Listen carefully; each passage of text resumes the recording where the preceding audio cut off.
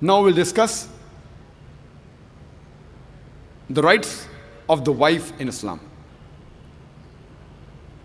Most of the other religions besides Islam, they consider the woman as an instrument of the devil.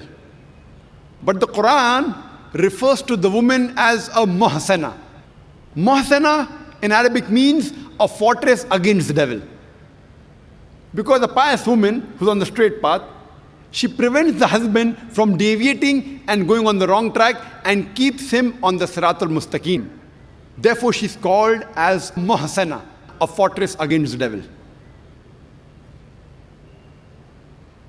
The Quran in Surah Nisa, chapter number 4, verse number 21, refers to marriage, to nikah, as a sacred covenant. It's a sacred covenant, a sacred contract between the husband and wife. The Quran says in Surah Rum, chapter number 30, verse number 21, that we have created for you mates from amongst yourselves, so that you may live with them in tranquility, and He has put love and mercy between your hearts. The beloved Prophet Muhammad, he said, it's mentioned in Sahih Bukhari, volume number 7, in the book of Nikah, chapter number 3, hadith number 5066. The beloved Prophet said, "O young people, whoever has the means to get married should get married." The beloved Prophet also said, there is no monasticism in Islam. And the Prophet said, anyone who marries, he completes half his deen. Once during question answer time, there was a person who asked me, that does it mean that if I marry twice, will I complete my full deen? What did the Prophet mean when he said that marriage completes half your deen? Marriage prevents you from promiscuity, from fornication, from homosexuality. Only if you marry do you have an opportunity to be a husband or a wife. Only if you marry do you have an opportunity to be a father or mother, which are very important duties in Islam. So irrespective whether you marry once or twice, you only complete half your deen. In Islam, for a marriage to solemnize, taking the permission of both would-be husband and wife, the man and the woman, is equally important. The Quran says in Surah Nisa, chapter number 4, verse number 19, do not inherit the woman against their wishes. There's a hadith which is mentioned in Sahih Bukhari, volume number 7, book of Nikah, chapter number 43, hadith number 5138. A lady by the name of Khansa bin Khadim al-Ansariya, she approached the Prophet and said that my father has married me to a person against my wishes. The Prophet, he nullified the marriage. There's another Sahih hadith which is mentioned in Ahmad ibn Hanbal, hadith number 2469, where a lady approaches the Prophet and says that my parents have forced me to marry a man against my wishes. And the Prophet said she has the option of either continuing the marriage or nullifying the marriage. There's a similar hadith mentioned in Ibn Majah, hadith number 1875. It's the same hadith. A woman approaches the Prophet and tells her that my parents have forced me to marry against my wishes. And the Prophet says, you can either continue the marriage or you can nullify the marriage. And the woman says, I continued the marriage, but I wanted the woman to know that the parents cannot force their daughters to marry someone who they don't like.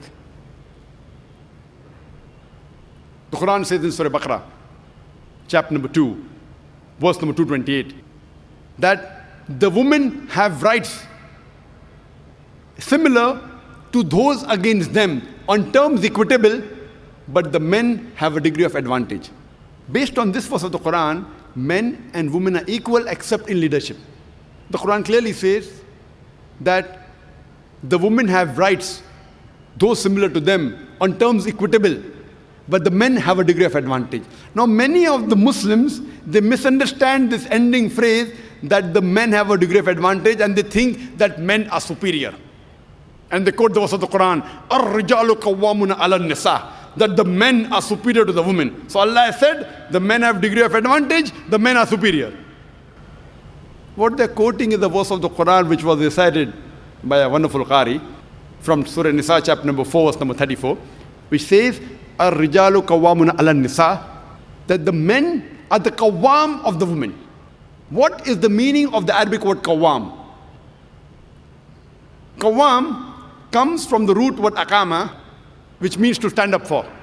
How we have aqama before salah, we stand up for salah. So this Arabic word qawwam means the men have 1 degree of additional responsibility and 1 degree additional service towards the woman, not 1 degree of superiority to boss over the woman. And if you read the tafsir of Tabari, he says the Arabic word qawwam means 1 degree of additional responsibility.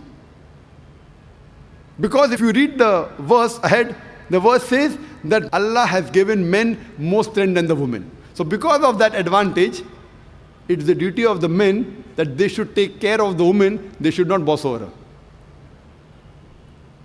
Furthermore, Quran says in Surah Nisa, chapter number 4, verse number 19, that treat your wives with equity and kindness even if you dislike her. Means even if you don't like your wife, yet treat her with love and compassion.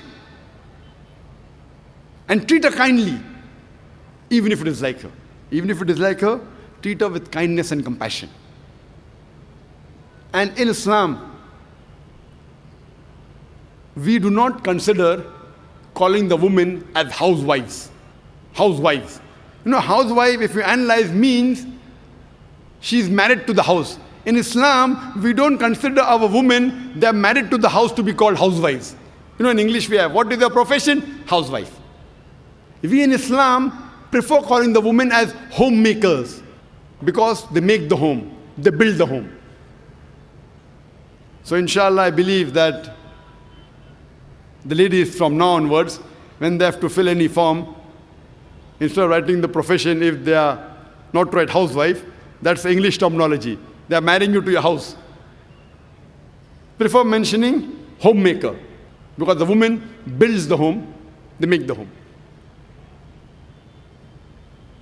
And in Islam, a woman is not married to a master to be treated like a slave. She is married to an equal, and the role is that of partnership. And Quran gives a very good phrase in Surah Baqarah, chapter number 2, verse 187, where Almighty God says, Hunna libasul lakum wa antum libasul lahunna. That they are your garments and you are the garments. That means your wives are your garments and you are the garments of your wives. What is the role of garment?